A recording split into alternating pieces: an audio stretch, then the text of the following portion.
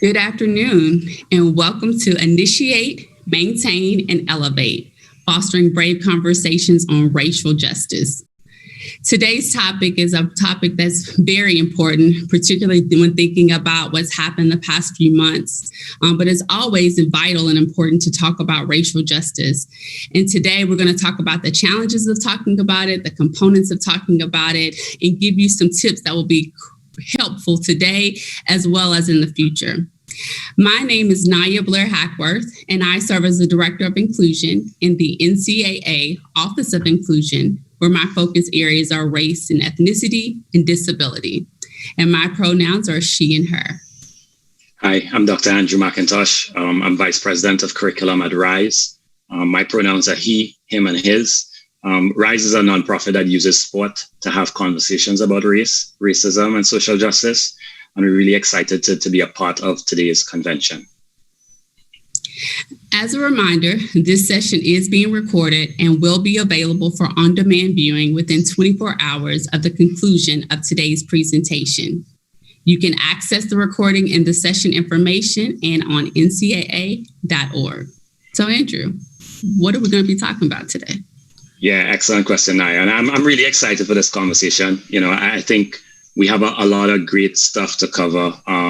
We've obviously introduced ourselves already, you know who we are.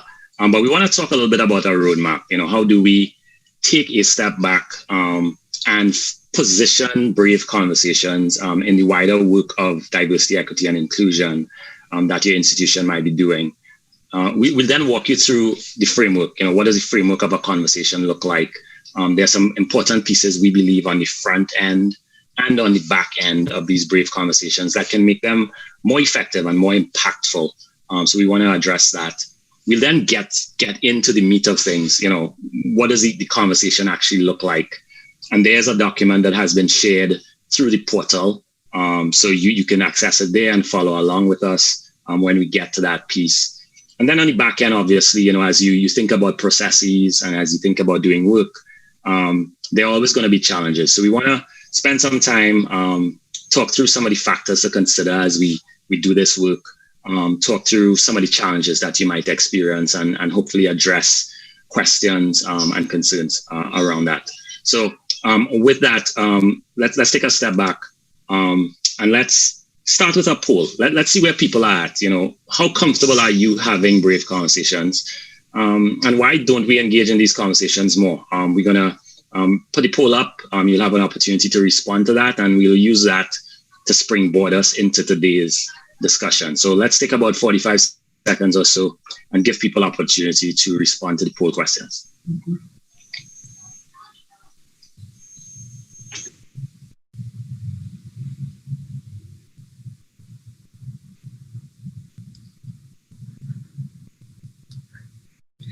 I will tell you, Andrew, for me, I know that the more that I have brave conversations, the more comfortable I become. So it'll be interesting to see what others share.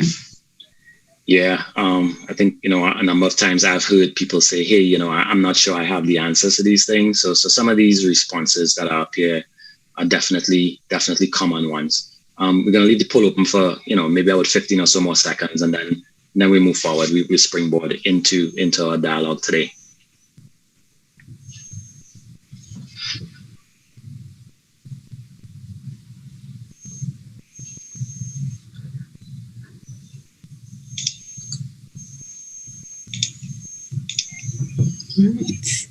Great. I think maybe let's transition. Let's get into things. I'm going to go ahead and just reshare my screen. And yeah, you know, again, all of the answers that we had up there, all of the responses we had up there, you know, whether people feel like they don't have the answers, whether they don't want to distract from, you know, the purpose of winning, you know, whether they think their athletes cannot handle these discussions or they don't think the conversation is relevant. All of those things are answers that we've heard a number of times. And, you know, we're really going to get into why we think these conversations are important. But before we do that, wanted to take, like I said, a little bit of a step back and just kind of frame where we see these brave conversations fitting in to the wider work, the broader landscape of work that needs to be done by institutions. first of all, we think that organizations need to know, institutions need to know what their stakeholders feel, what are their perceptions. So really keeping your finger on the pulse of things is important. Are you doing climate surveys? Are you having focus groups? Are you having town halls? All of these are important aspects of that work. Building structures that make diversity and inclusion work pervasive and holistic is also important. I'm sure you would agree, Naya. Just really knowing, who's your council, who's going to be driving these initiatives forward. Those things are critically important. Obviously, education is a huge piece of this. You are an educational institution. And so educating your student athletes, your coaches, your administrators about race, diversity, and inclusion is fundamentally important. Identifying ways to support minority stakeholders, also a critical piece of it. And although it's listed last, where we're going to spend some time today is really talking about these spaces and opportunities for cross-cultural dialogue. Brave conversations allow us to have, real discussion about the issues that plague and trouble us. And sometimes I think, the work of DE&I gets shortchanged because people are dancing around some of these conversations. So we want to talk a little bit today about how we might lean in to these things a little bit more, but wanted to make sure that we first positioned, that this is one subset, this is one small piece of the wider work of DE&I at your institution. Andrew. So, yeah, go ahead, Naya. So that roadmap is really good, but what if an institution saying, hey, I'm only doing one or two things a part of this roadmap? Yeah, excellent question. Excellent. Obviously, there are some things that you're going to do better than others. Obviously, there are some things that organizations move further on than others. And that's all right. It doesn't mean that it's abnormal. It doesn't mean that your organization is a bad organization or institution. It just means that there are things you can work on, right? So there are areas that you can grow into and do more work on. I think the critical point here is that ideally, if you view these as 5 pillars, you want to make sure that all of the pillars, are growing together and moving upwards together because they support one another as you do the work in this space. It's a great question, Naya. And there could be other things to do as well, right, in doing this work. This is not like an exhaustive list. Yeah, I'd definitely not say it's exhaustive at all, but these are the things that have kind of stood out for us as we've done some of the work. And, as Naya and I had these discussions in preparation for today's discussion, these are some of those that definitely stand out. So we wanted to share these. To Naya's point, there are definitely more of them, but things to consider, right? So brave conversation is a good step, but what else can my organization be doing in this space? So, what we wanted to kind of think about next is, why should we have these brave conversations? We started by positioning, a little bit of a poll and sharing some thoughts about why coaches, why administrators, why others might not want to have them. But we thought we'd start with the reasons why you should have them. So, fundamentally, you have student athletes who've come to your institution to develop as students for their holistic development. They have a role to play, not just on the court or the field or the pitch, but within their families, within their communities, within the wider society. And so brave conversations are really a wonderful way, a really wonderful opportunity to engage the whole person, to understand what their viewpoints might be, to understand what are some of the things that might impact them, to understand the different ways in which those things might impact them, and to really kind of say to them, teach them, educate them about the platform that they have right now and the platform that they might have moving forward in society. So it's a wonderful teaching opportunity in our minds, and it's a really good opportunity for them to have dialogue about issues that, quite frankly, can impact them, right? If we kind of think about all that has gone on in our society in the last 6 months, our student athletes must have some opinion on that. It must have impacted them in some way. So these are spaces in which you can have some of these discussions, hear their opinions, have some really robust discussion about their roles and the impacts that they can have, which really kind of bleeds into the second bullet point here, Naya, which is, this generation cares more about social issues than previous generations. So the Gen Z group is a lot more passionate.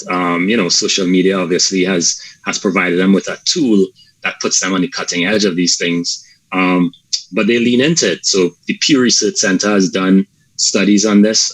We've also done quite a bit of anecdotal work at RISE and found that student athletes want to have these conversations. These are things that impact them, and they might be surprised, quite frankly, if they are not having these conversations.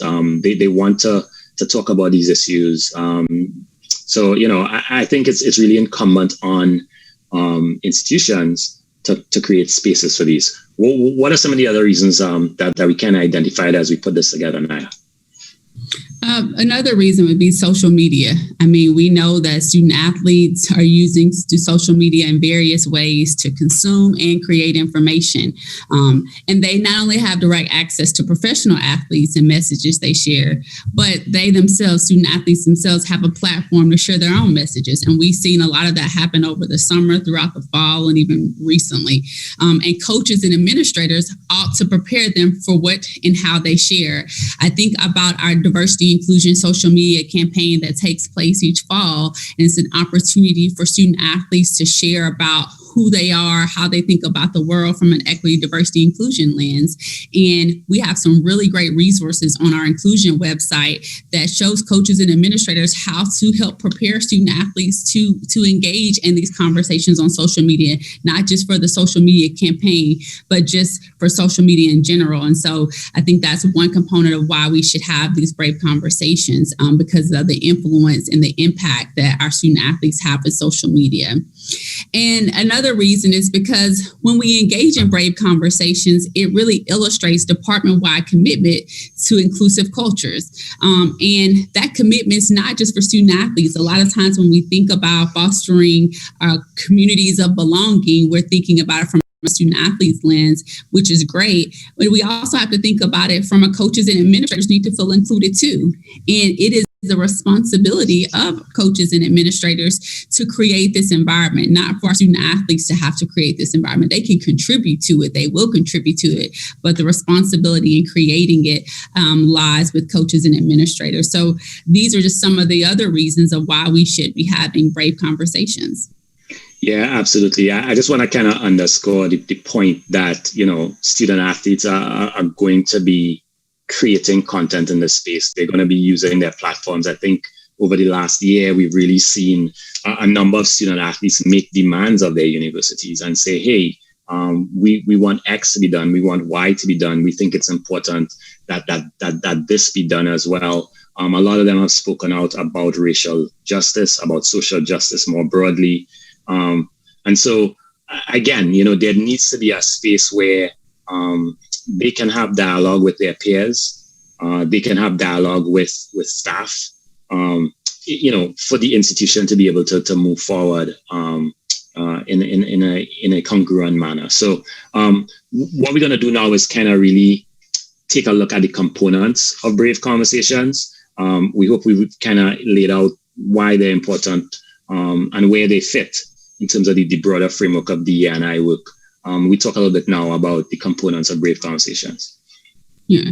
So before we get into the components, Andrew, I want to share, I want us to define brave conversations, and I'm utilizing a definition from Brene Brown.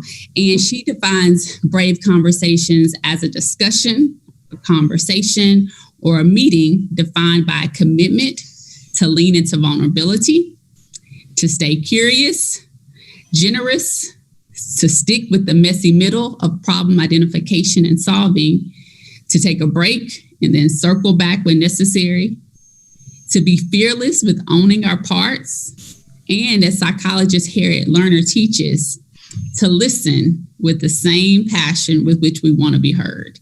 And I think that's really important when we're understanding brave conversations in general, right? Yeah, I'm curious there, Naya. It sounds like brave conversations then have a lot to do with emotion. Yeah, you talk there about, Brené Brown talking about vulnerability.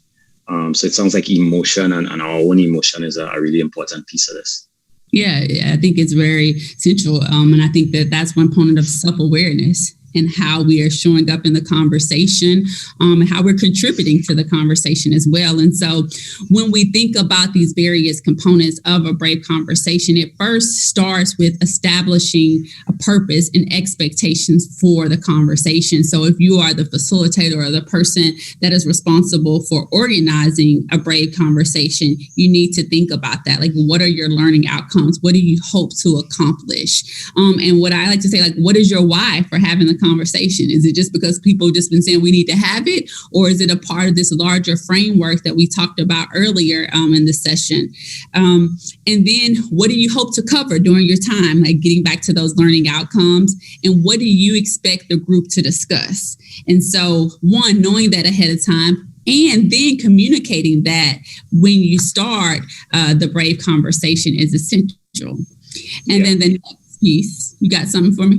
Yeah, I was just kind of wondering, I know, a number of times as we've had these conversations, sometimes it has been a part of a strategic plan, right? So we plan to do, 1 a month or 2 a month, as the case might be. But I know they've also come up because something has happened in society. Do you see, are objectives still important in both cases? Just kind of some of your thoughts there based on your experience. Yeah, I think it's always important to have some objectives. And again, your why, be it if it's, hey, we've been doing this, we've been thinking about this before, the highlighted racial injustice took place this summer versus, hey, we're just entering this conversation. We're just entering this work. I think it's very important to have expectations and to be clear first for yourself, and then being able to communicate that to others. Excellent. Yeah. And I think that then goes into having community agreements when you're starting out. So that could look like, hey, using I statements, because hopefully, you should be speaking from your own experience. And so utilizing I statements helps from utilizing generalizations and telling somebody else's story, right? We need to focus on our own experiences and our stories when we're having these types of conversations, and really encouraging and hoping and to strive for confidentiality in the space. I like to say, like, what's said here stays here, but what's learned here leaves here. So even if someone who's a part of the team didn't get to make that particular conversation, but they're still a part of the team, it doesn't mean that they need to know what was stated in there, because someone may choose to be vulnerable and share something at that space and that time with that particular group for a particular reason. But if you learn something, then take that, share that with others. Another community agreement is respect, and how that looks like, and that shows up differently for each person, and even respecting in a virtual space. Eye contact, respecting, like paying attention. I've been on some sessions where people are like on their phone. I'm like, really? At least just turn the camera off, But respect is important. Also sharing airtime, making sure that a variety of people are speaking and speaking up, but then also like, hey, sometimes I'm a talker, so I might need to take a step back to be able to provide space for other people, and recognizing that not everyone's going to be gung-ho and ready to talk about it in the beginning. I'm an external processor. Some people are internal processors. So it may not be to the end of a session where people choose to speak, but again, making sure that we're providing that airtime. And trusting that people are always doing the best that they can with whatever topic it may be, because we're all entering it at different levels of education, different experiences. And so, like, if we go in with good intent, if we believe that we have good intent and other people have good intent, will be great as a foundation piece. Another thing that could be considered is challenging the idea, not the person.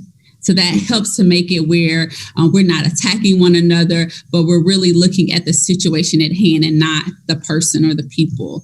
And then commit to listening to each other, and not just talking at each other, but listening and learning from each other. And fostering brave space, because it may take bravery for someone to share something that they haven't shared before. And so if we have these other agreements, particularly respect and airtime and trust, that people are doing the best that they can, then more than likely people are going to be willing to be brave and share something. And when people are brave and share things, that's an opportunity for us to learn and grow. Right yeah. There. I think I can't underscore enough the importance of community agreements. as we lay out to have brave conversations, especially for folks who may not be used to doing it or don't have a lot of experience doing it, because I think establishing some of these ground rules really sets the terms of engagement, right? You use a really powerful quote by Brené Brown, and we alluded to the fact that, these spaces have a lot of emotion involved. They're emotionally charged. And so finding a mechanism to say, hey, these are the rules of engagement in these spaces really keeps everybody honest, I think. It also keeps everybody accountable, right? You talked about people being distracted, people on their phones. We need to show up for one another in these spaces and show up for one another in these conversations. And it means being present. And so having, rules of engagement where people are committing to those things are fundamentally important. I think very, very critical. The last point here on this as well is sometimes just creating that parking lot. That has always been a powerful one for me, right? Like it goes back to the objectives, right, that you laid out before. But sometimes there's a really important point that comes up, but that's not our purpose here today. And so creating a way in which we can manage that, we could put it in a parking lot. We know we're going to circle back to it. I think is a really critical piece too. Yeah. And before we go on to the next piece, I also want to bring up that when people are engaging, we know that there are various ways to engage in, but you mentioned about like being focused and attentive. I can be focused and attentive and still not talk, because a lot of times we're waiting on particularly like people of color to be the ones to speak up. And while, you may do that, you may feel like, hey, I'm not going to do that right now, or I'm not going to do that at all. Or just because, again, someone's not talking or showing up in the way in which you are does not mean that they're not engaging and participating fully. So that's another thing to consider. The next piece is the opening activity or thoughts. So we open it up by doing a poll question. And so you could use a poll question if you're doing virtually. You could pose a question to the group. You could do a small group activity. When I post questions for a group, sometimes it's not necessarily for response, but just to get their minds thinking and turning. One of the questions I know that I use a lot in presentation is, how did the way you were raised hurt or hinder your comfort in getting to know people from various cultural backgrounds? So again, just something to think about that goes back to that self-awareness piece, but really kind of opening the conversation up before we dive in too deep. Yeah, I just want to underscore that too. I think the opening is really critical. I think an activity is really critical to get people going. And I really liked that suggestion or that example you used, Naya, about people kind of thinking about themselves, right? If we understand that racism is about how we make social meaning about, the way people appear, then we recognize that identity is a critical part of this discussion. So having people think about the ways in which they identify and maybe even juxtaposing that against the ways others identify them and sharing some of that to start, I think is really powerful. Who knows more about us than us, right? So it's a great way to get people talking, a great way to get people to introduce themselves. I think it's a great way for people to see some of the similarities they might have. Like, hey, you like jazz? I didn't know you like jazz. I like jazz too. And that's a great springboard now into some of the more difficult, challenging topics that the Brave Conversation may have been put together to address. Yeah. And if you're doing it with teams and you're like, oh, well, they already know about each other. When you're talking about aspects of equity, diversity, inclusion, I find a lot of times that they don't know as much as they think that they know about each other, because we Absolutely. don't have this type of conversation. So those activities can be very helpful. And then the next part of it is engaging in the conversation. And Andrew, this is like what I call like the meat and the potatoes of it all, right? Where people are processing, they're sharing, what they're sharing in a way that they're comfortable with, be it out loud, be it the chat. They're drawing on their own experiences.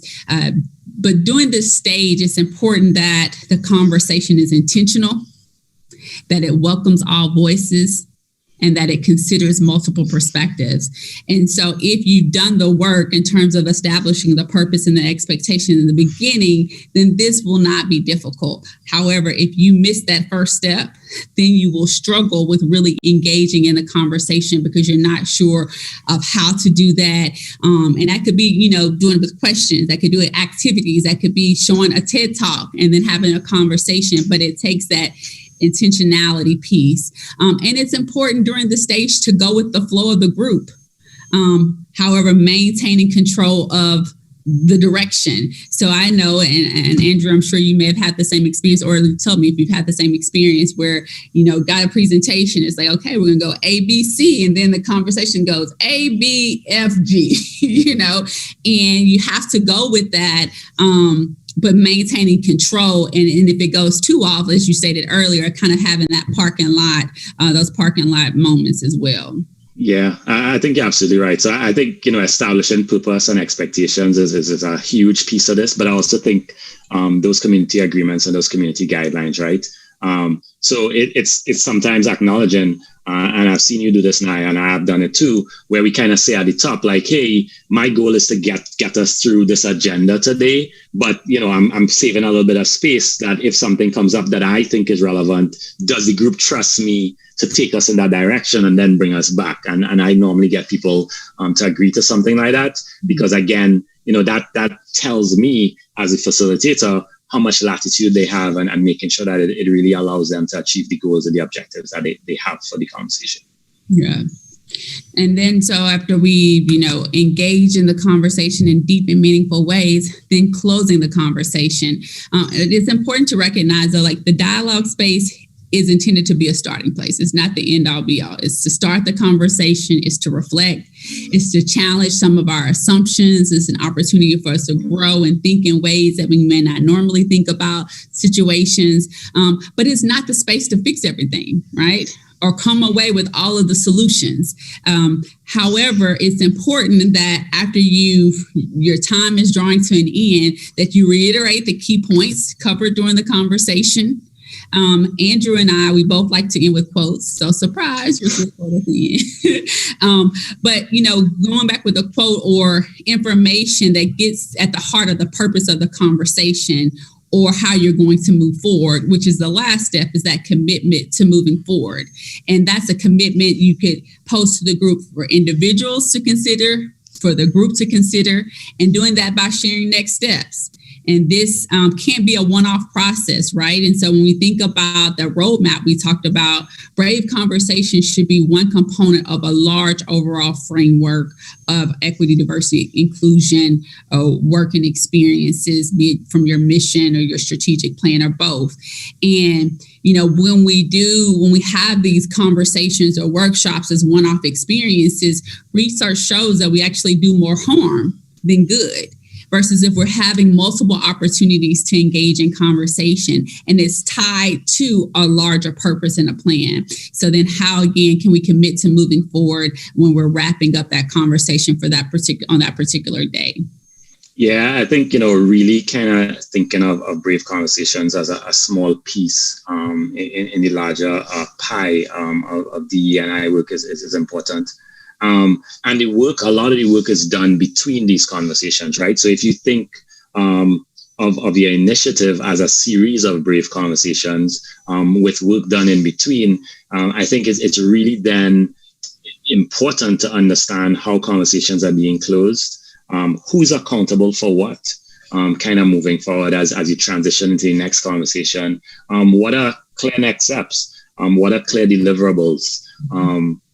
All of those things are fundamentally important. So it's not just the conversation itself that creates the space that allows us to unpack, that allows us to process. But that is then supposed to establish for us a really clear, roadmap, a really clear set of next steps, actionable items that we can hopefully address within our committees, within our councils, within our future conversations as well. So seeing the conversation itself as important, but also the bookends of that conversation, objectives and goals, and the tangible next steps. I think the whole process is critically important. I agree. Cool. So, I think we've done a really nice job, spent some time really unpacking the components of Brave Conversations. What we want to turn to next is a little bit of a tool, a process that we found helpful, when we kind of really focus in and drill in on the conversation itself. And again, this can be difficult because of the emotion involved. Here it's an emotionally charged space. And also because, there might be tough questions asked. There might be tough subject matter that you need to discuss. And so we thought it would be helpful to kind of really lay out a process that we've used and that we've found helpful. What I'll do first of all is kind of run through the acronym a little bit, and then maybe we do a little bit of a role play now to kind of bring it to life for folks. But again, if you start with a question, right? So, Naya kind of said, hey, your open activity might be a question. So your Brave Conversations might be framed in questions, with a question, sorry. Or you are addressing a tough question that is posed during that Brave Conversation. We found that pausing, all right? So that's a P in place. Pausing is a really good place to start. That might be hard.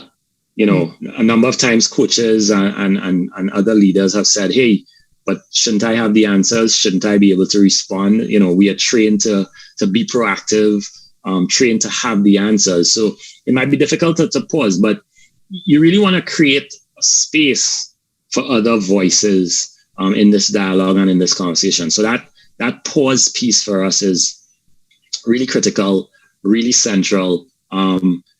That pause is to allow you to listen, which will kind of take us to L, but it's also to allow, as I said, other voices to chime in as well. While you're pausing, maybe, ask some questions that clarify, well, what do you mean by that question? What do you mean by that thought? Could you say some more? All of those things allow you an opportunity to process what's at the heart of the point being made, or what's at the heart of the question that's being asked. And then relatedly, as I said, listening is very important. Actively listen, make sure that people feel heard. A lot of times these Brave Conversations break down because somebody comes away not feeling heard. If empathy is one of the critical pieces of cultural competence, then, listening cannot be underscored enough. And acknowledging people's perspective, right? So oftentimes we listen, we hear what somebody has said, but we don't say to them, hey, I heard you. And that might be the missing piece. So really saying to somebody, hey, I've heard what you said, I acknowledge your perspective. Asking questions is really good too. Again, too often we tell a lot, we try to direct a lot, but a number of powerful conversations can be had through asking questions and guiding and clarifying through additional questions.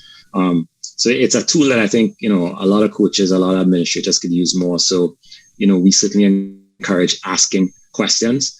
And then, a response to any question, a response in any conversation has to take into account context. It has to take into account concepts, the ways in which people might define those concepts, people's understanding of those concepts. One kind of like personal thing with me is, originally I'm from Trinidad and Tobago, tiny island in the Caribbean. So my understanding of race, diversity, and inclusion wasn't the same when I first came to this country as it is right now. So, sometimes people ask questions and, I kind of take a even further step back and say, hey, what do you mean by that? I sometimes call it out like, hey, I'm not originally from this country.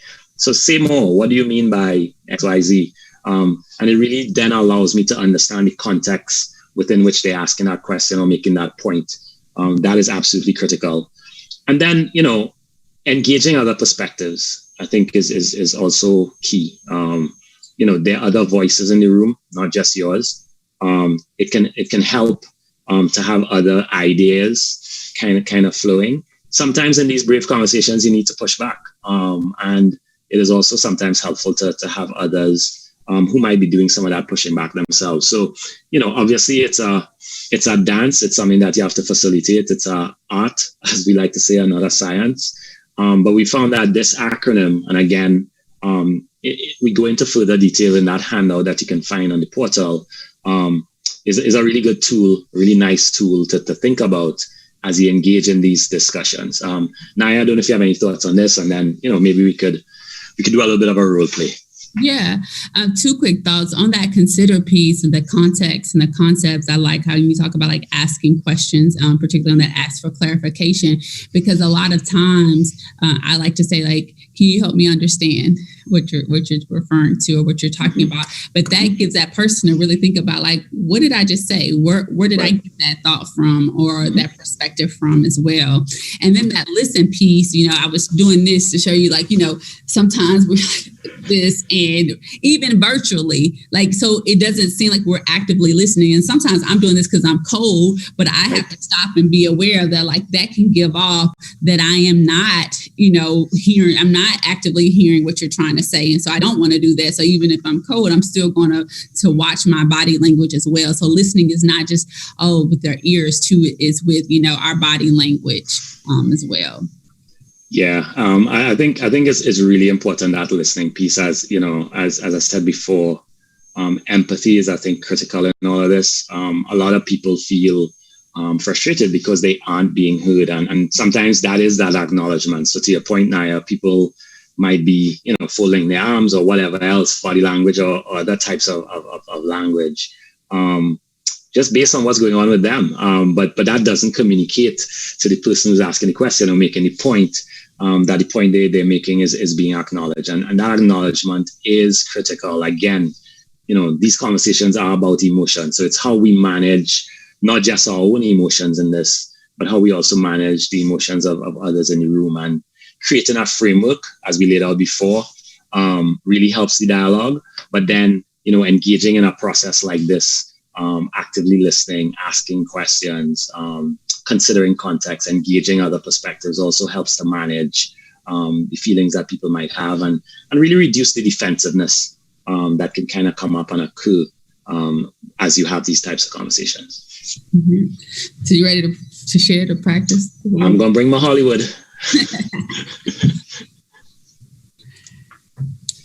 So maybe we could pull one from the handout. I don't know which one you want to try me with. I'll pull one. So, okay, you ready? So yeah. My comment to you is that, Black people are just built different in regards to their body type and their athleticism. They're just built different. Tell me a little bit more about what you mean when you say Black people are built different. Say a little bit more about what that might mean. I mean, they're stronger. They can, handle more. Their physique is different. I mean, they're just different. And they're faster. They can run fast, and they're just like stellar. When it comes to like these sports and stuff, they just dominate. Well, in some sports, and I'm talking about like basketball and football, and even in track. What makes you think that's true, though? Or what makes you think that Black people do dominate in those sports? Because, I mean, do you watch ESPN? Do you watch games? I mean, they're doing it. They've been doing it. So they're the ones who are winning these Heisman trophies and, doing all this stuff, being able to take these hard hits and stuff. Just more athletically built. Okay. So what I hear you saying is that, hey, you've seen a number of examples on television, on the media, of a number of Black athletes doing that. Yeah. Is that accurate? Yeah. Okay. What about white athletes? Have you seen white athletes win the Heisman? Have you seen them win medals? Yeah. Heisman stuff, but they're supported by the, Black athletes. And I mean, yeah, of course, there are white athletes who are good in things such as, tennis and golf and other sports. But when it comes to that physique, though, I don't see white people having the same type of physique that I see black athletes have. Yeah, so one of the reasons why I kind of asked you about other athletes, athletes of other races, is to kind of point out that, the fact that some Black athletes win it doesn't mean it applies to all Black people, So I'm Black, and I've never won a trophy. I've never won a medal. So, I think by definition, that term that all athletes or all Black people are athletic is a stereotype. And they're naturally gifted, right? They're just naturally gifted in that way. Well, I don't know. That might be questionable. That might be debatable, because the athletic gifts that we have come from our genes and our genetics. And there's a lot of research that's kind of shown that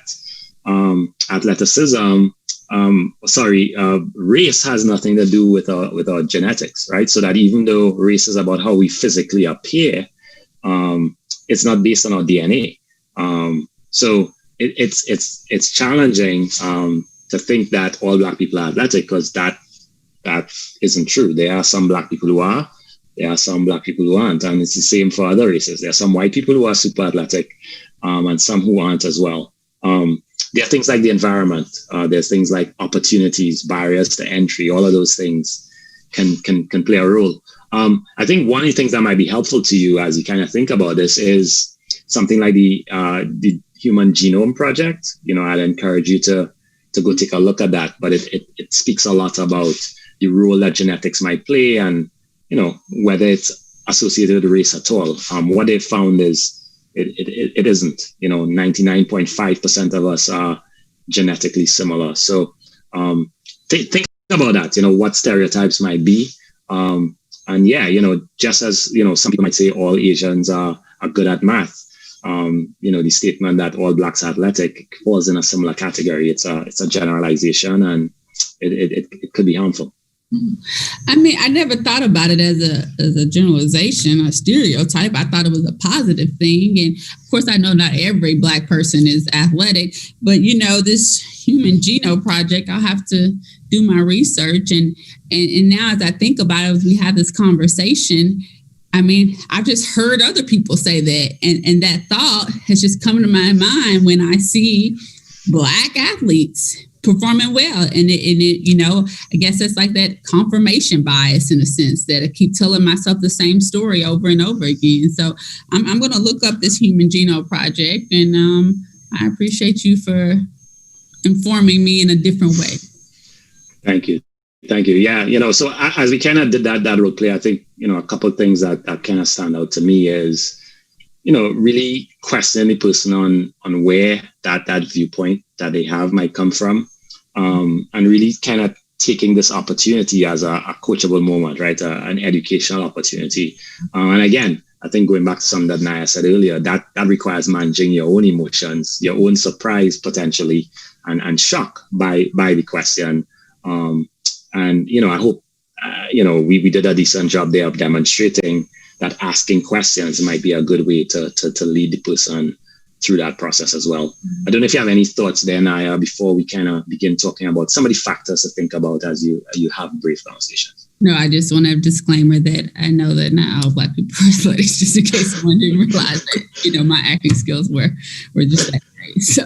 All right, cool. Thank you. Yeah. So, as we put this together, as we kind of laid out the components of Brave Conversation, and we went through the process, Naya and I said, hey, there are tons of factors and challenges that come up that we think people should consider as they engage in these Brave Conversations. And we hope, obviously this is not exhaustive, but we hope that by going through some of these, you have a better sense of how you might set these up and how you might frame them, etc. So you want to run through the list, Naya?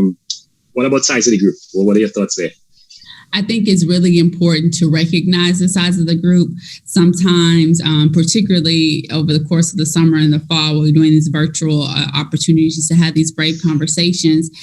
When we have, I think even when you have more than 20 or so in the room, it's important to create opportunities, if you're doing virtually through breakout sessions or even in person through smaller groups, to be able to really have small group conversations, because that's where people tend to share more. They tend to engage in a different way. And so being aware of the size of the group, and if you do have a large group, how do you create activities and opportunities for people to have smaller types of conversations, in a smaller group type of conversations? I think that's really key. Yeah, I'd agree wholeheartedly. And again, I think a lot of these factors that we're laying out here are tied back to objectives, in terms of that framework. So, if your objective is to get to this point, then maybe you don't want to have more than 20, to your point. Or if we do have 20 to achieve that goal or to achieve that objective, here's how we then need to structure it. Here are the activities we might need, et cetera, et cetera. I think that's important. You also kind of alluded there to location. And I know, a lot of the conversations that have happened over the last year, it's kind of crazy to think that we've been doing a lot of these things for a year now, have been in the virtual space. So, how you use the technology, what's the platform you're using, what capabilities comes with the platform, I think is important. But it's also important if you're doing this physically, to kind of think about the space. How big is it? How large is it? Where are people going to be positioned? A simple thing as having a circle to have a conversation rather than auditorium style seating can really change the dynamic of the room. So, location, I think, is super important. What are your thoughts there? Yeah, I agree. And at a previous workplace, I was facilitating some conversations. And what was important to the group is that we not meet where they had weekly staff meetings, because we knew that the Brave conversation was going to bring about different feelings and experiences. And so then if you have to go back to that place where you're in a weekly staff meeting, that could be, a triggering space. And so even maybe finding a new space to have these type of conversations is really important as well. Absolutely. And that kind of leads also to like the duration of how long you're going to have the conversation. Some people I know want to have these conversations in like 30 minutes, and I'm like, I feel that's short. That sounds short. That is short, because even if you are the coach, even if you know the group, you still have to establish rapport and trust with the group in that moment to have that type of conversation, and you can't jump right into it. So I would really encourage, if you're going to have these conversations, 90 to 75 minutes, and 60 minutes really being generous, but I'd really say to get to the meat and potatoes of it all in a way that leads you in a good spot. And you could have a 2-hour conversation and it could still be like, oh, there's still more to talk about, because you don't want to do it too long, particularly when you're starting out, but also depending on how you structure that conversation as well. And so I would really recommend 75 to 90 minutes. Yeah, I think, in my experience as well, when we've had good, brave conversations, uncomfortable conversations, a lot of people come out of it saying, that could have been longer. I wish it were longer. Mm-hmm. So I think that duration and that timing is certainly important. Equally as important too, I think, is who's in the room as you have the conversation, and who's leading it. Is it coach led? Is it led by a staff member? Is it led by a student athlete? Because I've actually been a part of some really powerful, robust conversations that student athletes have led. And so I think, just giving some thought to that, again, that cannot be in isolation of the broader goals, the broader objectives of the conversation. But it is something that I think folks need to think about, because it can make or break your conversation. If you are leading a conversation and the participants don't trust you, they don't have the same type of rapport with you, that can be a hindrance. There are many cases where I know we've encouraged coaches to lead the conversation because they already have that relationship with their student athletes. And so they're in a better position to broach some of these difficult topics and some of these difficult issues. What do you think about the wider context, community impact? Like, where do those things fit in for you? I think that it's important to think about what's going on in the world, what's going on in your particular community, because all of that is impacting how people are showing up, how people are engaging. We're not a monolithic people. And so we have various components that make up who we are. And sometimes to ignore or to think because that's happening thousands of miles away, that's not impacting how people are showing up or sharing, that's a misstep.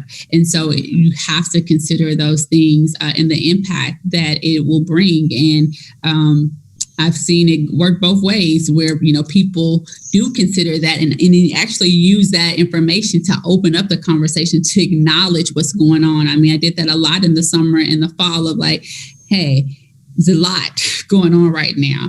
Give me one word of how you're feeling, and even if you don't acknowledge it in that way, but just being conscious of that when you're thinking about how people are engaging is important. Yeah, I think, again, it's the humane and decent thing to do. I think all of us are processing a lot and dealing with a lot. A number of athletes have not had their seasons or haven't had the seasons in a regular way. A number of institutions have lost revenue, So, as people process this kind of new reality, that has to be taken into account as you have these dialogues, have these conversations, because, again, they are an emotional conversation. So, it's decent to check in. It's decent to know where people are, understand their positionality as we do this. So, again, we kind of laid out this list and we have it deliberately kind of titled Factors and Challenges because, these are things that can make or break, we think, the success of some of these brave conversations. So certainly knowing the process, having a framework for them, but then considering these things as juxtaposed against, the goals and objectives you have for the conversation, we think are critically important. I know, Naya, just kind of looking at where we are in time, we wanted to provide some opportunities for people to ask questions. Yeah, we've got we've got a good amount of questions in the chat. So I'll get started with the first one that really kind of aligns with challenges. So Andrew, like, how would you handle it if, someone doesn't want to engage because, they think that they will be judged or they'll say the wrong words that shouldn't be said because they did a misstep by using terms that are not meant to be controversial, but others deem as such. So I don't know necessarily which type of word, but, if someone's missteps by saying a word and other people look at it as controversial, but I know who asked the question and I didn't mean it to be a controversial. So how do you handle that challenge? Yeah, so I just want to make sure I'm hearing you right. So the challenge here is the person doesn't want to speak again, or how do I manage if they misstep and use a wrong word? Well, so I guess we could do it too. How would you handle if they misstep or use a word, or how do you handle it if, because I've had a, poor or negative experience engaging before in these type of conversations. So now I'm really hesitant to engage in it again, especially because all the stuff is going on, right? So I don't want to get canceled. Right. What would you do? What would you say? Yeah. So I think the first one directly speaks to some of those group norms that we spoke about before, right? So this is why it's important to establish some of these group norms.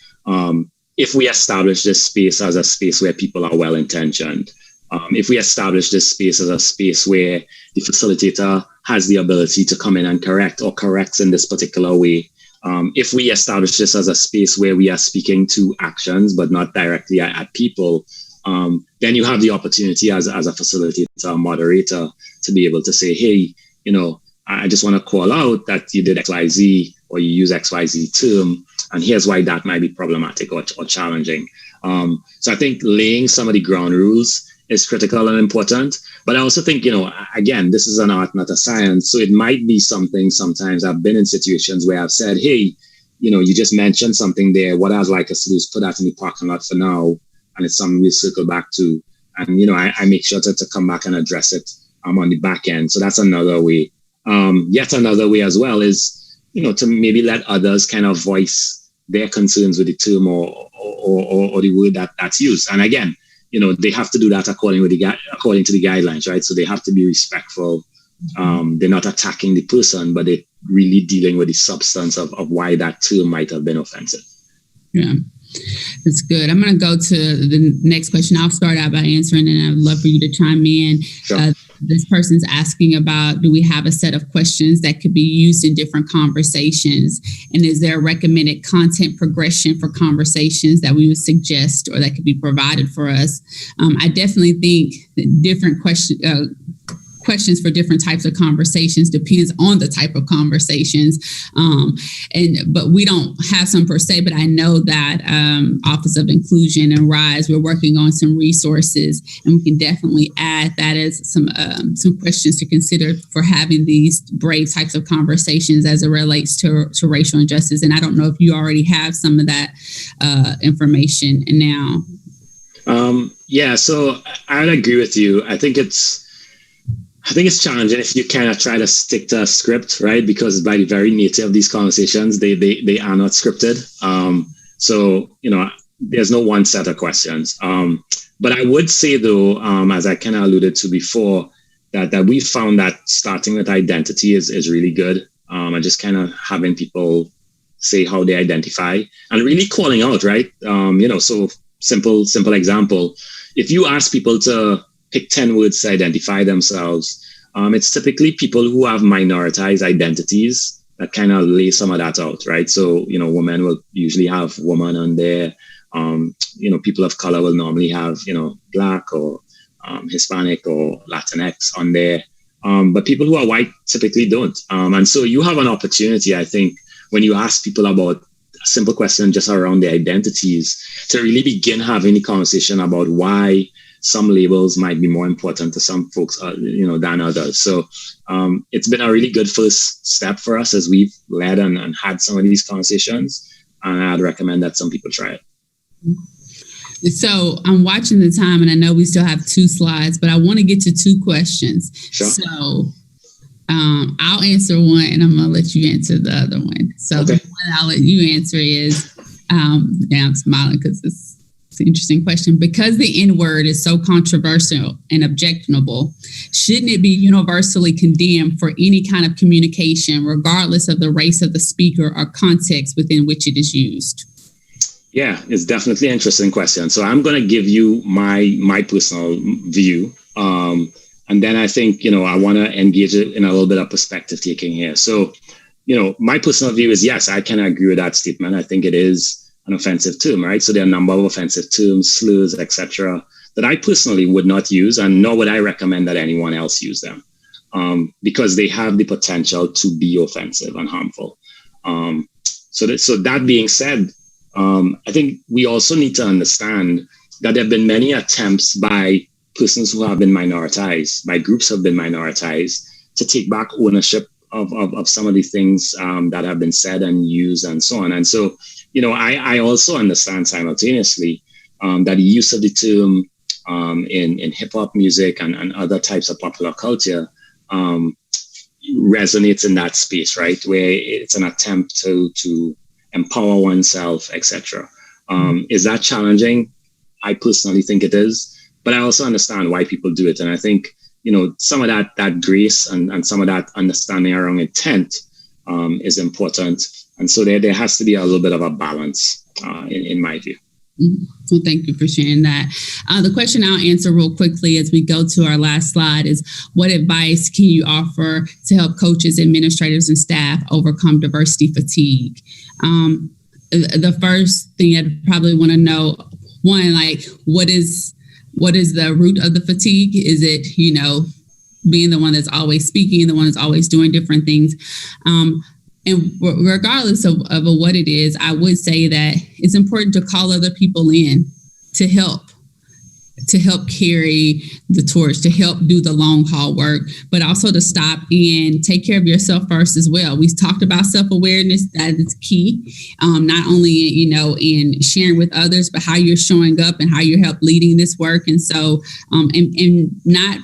and being okay to vocalize that, being okay to say hey, I can't serve on this committee, or the fact that, but I'm going to recommend someone, or the fact that, hey, we all have to if we all do a little things, then we can get a lot done together. The challenge is that we're all not doing something.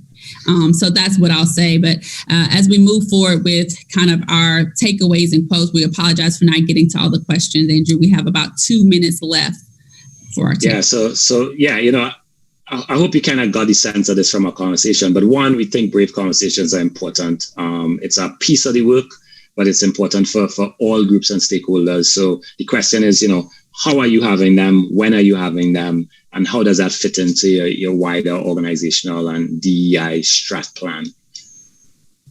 I think as well, as you kind of think about these conversations, it's not just a responsibility, kind of going to Naya's last answer, of one individual or just coaches or just administrators. It's everyone's responsibility. And it takes time, it takes investment to develop these skills. It's definitely a skill, and people could kind of build it the more they practice it, etc. It requires leaning in. It requires jumping off the cliff, so to speak, knowing and having faith that you will get better, you will be capable of landing once you do that. So we, like Brene Brown, clearly, so we saw people are opting out of vital conversations about diversity and inclusion because they fear looking wrong, seeing something wrong, or being wrong.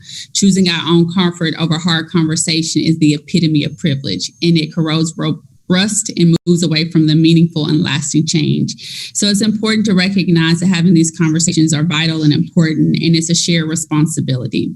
So we thank you for joining us today. And as a reminder, this session was recorded and will be available for on-demand viewing within 24 hours of the conclusion of today's presentation. You can access the recording and the session information on the convention platform and on NCAA.org. We also ask that you complete the session survey. To access the survey, click on the session in the agenda tab, and from there, click survey to complete the brief 3-question survey. Additionally, don't forget to join the conversation on social media using the hashtag NCAACONB and follow Inside the NCAA for updates throughout the convention. Thank you again for joining us. Thank you.